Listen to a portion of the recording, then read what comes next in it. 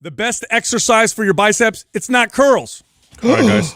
I know. Wait a minute. I know. Everybody's like, big biceps, got to do the Where curls. do we even go, from here? All right, I'm going to tell a story right now of when I really pieced this together. I had a gymnast that worked for me as a trainer years ago. This dude was about, 5'10", jacked, like incredible arms. Like, you ever seen like competitive gymnasts, male gymnasts in particular, female gymnasts too, but male gymnasts, they just have like these like amateur bodybuilding looking arms. And I asked him once, like, what do you do for your biceps? Your arms look crazy. And he goes, chin-ups. I'm like, that's a back exercise. He goes, no, it's a bicep exercise if you do it like this. And he jumps up on the bar, gets a curl grip, and rather than pulling his chest to the bar, he does this kind of like compound lift for his biceps. And then it dawned on me, if I want my quads to really grow, it's not leg extensions, it's squats, right? Yeah. If I want to build a bigger back, it's not pullovers, it's rows, right? So it's like a compound lift for the biceps. In fact, we often accept that for triceps, like close grip bench press or dips. Right. But for some reason, biceps, we don't do that. Anyway, started doing them, and they're hard, so they're really advanced, and made a huge, it put the curls to shame. Because they're hard.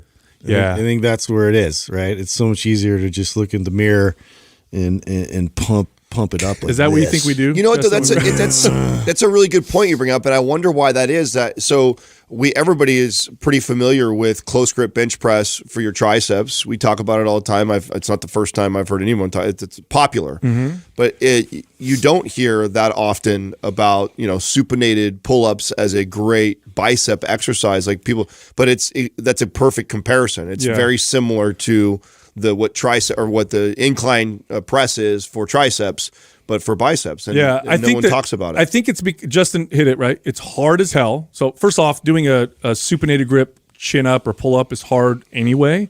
But now, rather than pulling your chest to the bar, right, you're kind of focused on the biceps. And because it's so supinated, some people have issues with their wrists. So one thing you can do is if you can find a bar. PRX has this, right? So we work with a company called PRX, and they have. I love their handle grips. Yeah, multiple grips, and one of them is supinated, but it's almost like an easy curl bar, so it's kind of like this. That's excellent for doing what I'm about to, what I'm demonstrating. But you do got to pull with the biceps, not as much with the back. So you're not doing this; you're pulling like this, and it just blows up the biceps. You know who does a lot of that exercise? You're a little protracted with your shoulders then, as opposed to just like with close grip bench press, like you're putting the emphasis on the triceps. With this kind of a pull up, you're putting the emphasis on the biceps. You know what? There's one athlete that does a lot of those types of friend of ours? Chin ups. No, we don't know anybody that does. Okay. But there's one category of athletes that relies on very, very strong arms and biceps. Besides a gymnast, arm wrestlers. Arm wrestlers do lots of those kinds of chin-ups. In fact, if you watch... Really? Do you call them athletes? Yeah, bro, come on. You ever arm wrestle? Like no, I know. I'm going to offend everybody. I'm just like... Not everybody. It's like a novelty thing. Yeah, well, I mean... I don't know. Let's call them athletes. Yeah, well, I mean, if in the Olympics they have baton twirling, I'm pretty sure arm wrestling is a sport. I feel like if I can call men's physique a sport, you should be able to call arm wrestling a sport. For sure, 100%. For sure. But those guys and girls, they do exercises like that, and then you'll see top arm wrestlers. They'll often demonstrate one arm pull-ups. And you'll notice that it's all bicep when they do the pull up, and their arms are, for strength athletes, they have incredible looking arms and biceps. But yeah, I did this, and I still do this every once in a while. And there's no bicep exercise that I've done that will hit my arms the same way. No, I like that a lot, and in that elbow position too. There's not a lot of bicep exercises that emulate that either. That's another feature about that. So, yes, compound lift, heavy, hard, novel, all those things for sure. And then also, how many machines do you know where your elbow is positioned up by your ears? Not just that, it's up by your ears, and then as the exercise progresses, it now moves through this wild range of motion. Yeah, my elbow goes from behind by my head to in front of my body to my side, all within the same exercise. So what happens essentially is if you look at the bicep that's connected in 2 points, we're going to simplify. There's 2 heads, but let's just simplify, right? There's 2 points, and when it contracts, it brings them together. But bicep curl exercises bring this part of the bicep closer to this one, right? So when I do this, it's the part that's pulling my lower arm up. When you're doing a chin up, it's doing this almost to both sides. So it's a very different feel, different pull. And I'm going to give everybody a warning. If you do these, be careful because they will wreck your arms like nothing you've ever done before. They're really, really tough.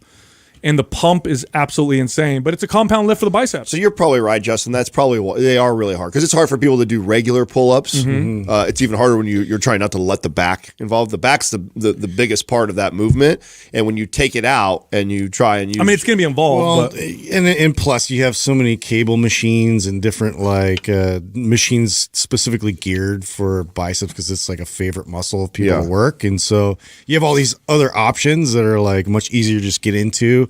That's just something like you really have to. It's a lot more demanding to get to do something like that. Yeah, my tip would be if you've never tried this, is to assist it with a band first.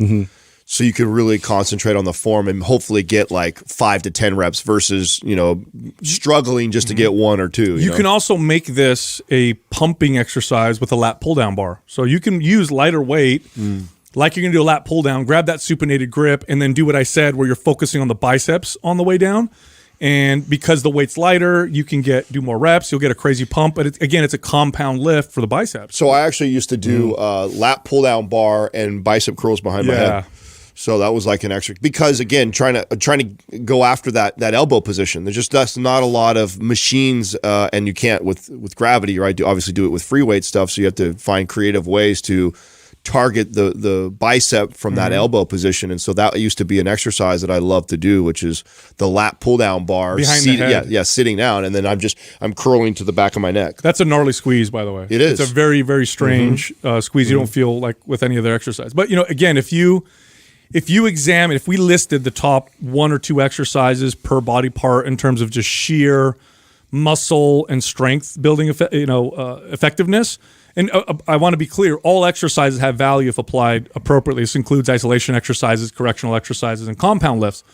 But if you were to list the top 2 or 3, like just muscle building movements for each body part, what you'll see are compound lifts. Like the number 1 shoulder builder is going to be a press, right? The number 1 chest builder is a horizontal press. The number 1 back exercise, a row or a pull down or a pull up. Yeah, they just skipped right over biceps. I think that is really interesting. Yeah, that we've associated even triceps, like you said, with like dips, and you can do things where you're doing a compound lift, but biceps just seems like there isn't anything for it. And I think if people did it and then started to understand how to feel it, because once you do it, it's going to feel kind of weird at first, especially if you've always done pull-ups a particular way.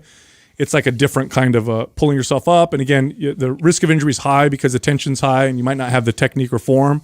So I think what you gave was great advice, Adam, to start light with assistance or even, like I said, with a lat pull-down bar.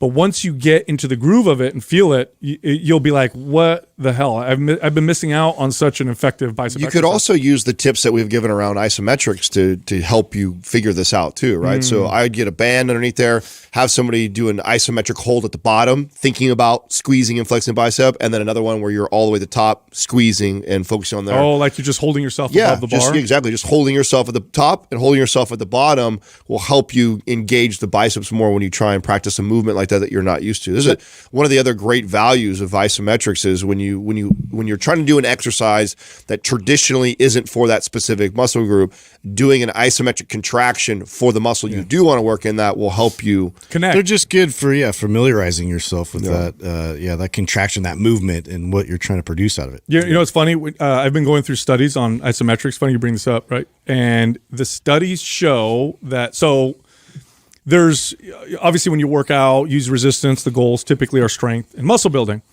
Isometrics, the muscle building effect you get from them, now it's shorter lived, but the initial muscle gain and strength gain is actually faster than you get from traditional lifting. So what happens when you incorporate isometrics is you get this very steep and dramatic rise in muscle and strength. Now it starts to plateau if you don't incorporate traditional exercises, which is why it's my belief that isometrics are best used to supplement traditional resistance training.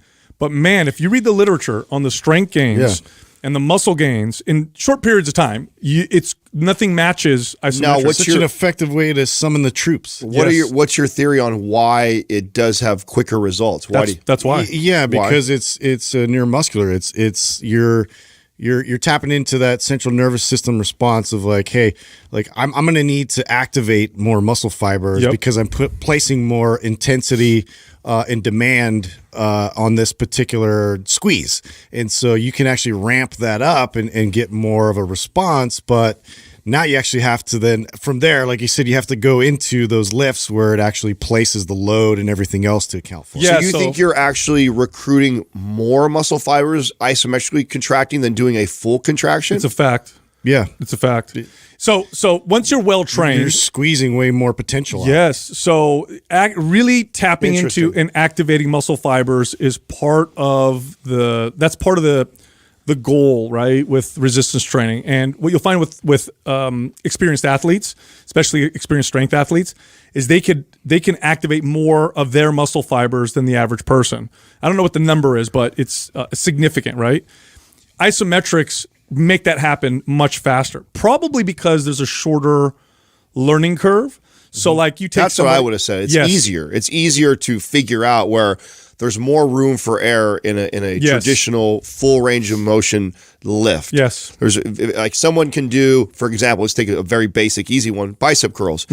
And when they're actually doing a full contraction, many times it starts off really well bicep, but then shoulders kick in and momentum kicks in. And so you lose some of the value as far as keeping it all focused on the bicep versus I take a bar and I put it halfway up in an isometric contraction and I just squeeze and flex the bicep. I feel like it's much more localized. Yeah, it's localized. It's easy to localize it. There's less room for error. And like I'm not going to be squeezing that and my calves light up or my well, you'd have to basically go through each one of those angles isometrically to maintain that same amount of intense tension. So it requires a lot more focus to get to that point. It also causes less muscle damage than both eccentric and concentric contraction. So concentric is like going up, eccentric is going down. And now that's the part that I find interesting because you say that it recruits more muscle fibers, but then yet it does less damage. It does less damage. That's really interesting. Yes, when you think because about of what is it? The sliding filament theory, which is like, okay, so muscle fibers. Okay, we're going to get all weird here, but muscle fibers run along each other, and the prevailing theory as to how muscles contract is they attach to each other while they're sliding past each other and contract and hold. But as you do the contraction, some of these attachments break, and that's what causes the damage or inflammation. Well, an isometric hold, they attach, they hold, and they contract. So there's less potential for damage. Eccentric, right, lowering causes the most damage because as you lower, you're breaking a lot of these. They're spreading apart. Yeah, and that's the theory, right? So you can do, so here's like the cool thing about isometrics, you can do them frequently. So I can hammer my, chest maybe a couple days a week or a few days a week. I could do isometrics every day at my level, right? So a beginner maybe less, but it's less damage, which is cool because you can ramp up volume without worrying so much about overtraining. So whatever routine you're doing, you may think, I want to add a little bit. Isometrics is a great way to do it. In fact, isometrics is one of those lost arts of resistance training. It was so heavily favored at the turn of the 19th century, the strongmen and all those guys, Eugene Sandow and all those, strongmen and women that did just incredible feats of strength. Isometrics was a staple in their training. That also highlights why things like kin stretch are so much better than just traditional yoga. Right? So both of them are taking you in these stretched positions, but kin stretch includes the isometric contraction in there where you're really intensifying. So you're building muscle in that new range of motion that you normally it's about being strong in those poses. Right. You're not just stretching into that position and relaxing and holding that position. You're actually isometrically contracting in there. So you're recruiting all these extra muscle fibers and actually building some strength in that newfound range of motion. You know who's a huge fan of isometrics? I've said this before. Bruce Lee. Bruce Lee did resistance training. He was one of the first martial artists to do it. In fact, he worked with bodybuilders at the time and to develop his physique and everything too. Because he noticed that the story goes that this is legend, but I don't know if it's true. He wrote this himself, but he says that he got into a fight, he won, but then he was so surprised at how fatigued he was and how weak his body felt at the end. So he said, I need to do more physical conditioning. Well, resistance training became a part of it. And obviously Bruce Lee, not a big guy, but at the time, probably one of the most muscular people on screen, actually inspired a lot of pro bodybuilders to become bodybuilders. I know Flex Wheeler talked about Bruce Lee being one, does that lat spread in the beginning when he's kind of warming up to fight or whatever. And isometrics was a huge part of his routine. And it was said that he could hold I want to say 200-pound dumbbell at arm's length and hold it steady. And he said the isometrics gave him incredible punching power because of the stability that he developed. So it really does work. It's not so popular nowadays, which is interesting, probably because it's not sexy, but I foresee this being the next big thing in fitness. Again, of course, usually it's the old stuff that comes back. So it's not going to be the next big thing. It's the next old thing that becomes the next big thing. Yeah, I've been way ahead of my time with a lot of these things. So we'll see if it catches up. Or way behind, however you look at it. Yeah, way behind. Either way you look at it, dude. Yeah. Hey, if you enjoyed that clip, you can find the full episode here, or you can find other clips over here. And be sure to subscribe.